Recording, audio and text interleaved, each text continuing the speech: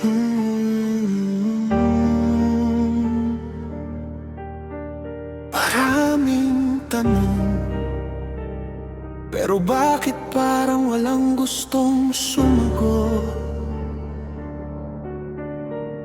Habang ang bayan unti-unting napapago,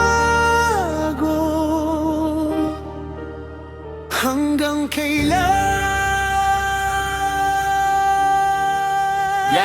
Yeah. Bakit habang tumataas presyo ng bilihin, mas lalong numinipis laman ng hapag natin? Bakit bawat pangako mabilis mawala pagkatapos makuha boto ng masa sa telebisyon? Puro sigawan, pataasan ng yabang at pangalan, habang tao sa lansangan unti-unti nang nawawalan. May batang gutom na natutulog, mayamang pagod pero kulang pa rin sahod. May nang umiiyak sa dilim habang sila nasa tatas, parang walang naririnig. Bakit tila ba bulag sa katotohanan?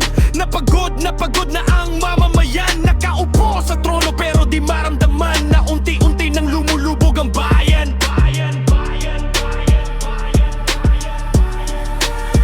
Ilang sigaw pa ba bago marinig? Ilang luha pa ba bago tumigil? Bawat hinaing sa ilalim parang nawawala lang sa hangin. Hanggang kailan? Yan ang sigaw ng bawat isa. Hanggang kailan? Bayan na ang naghihirap, puro bagayan, puro yabanan, napakagutang na ang mamamayan. Maraming tanong ang sambayanan, Parang walang gustong sumagot. kailanman. Kabataan naliligaw ng direksyon, kasi pangarap dito parang ilusyon. Magsasaka, lugmok sa kahirapan habang may nagpapakasasa sa kapangyarihan. May hustisya pa ba para sa mahirap? O para lang sa may pera at pangalan? Bakit bawat laban tila bawal manalo kapag ordinaryong tao ang sumisigaw? Hindi galit ang laman itong kanta, kundi boses ng mga di na makita. Mga taong tahimik pero sugatan na habang nasa tatas, parang wala lang sa kanila.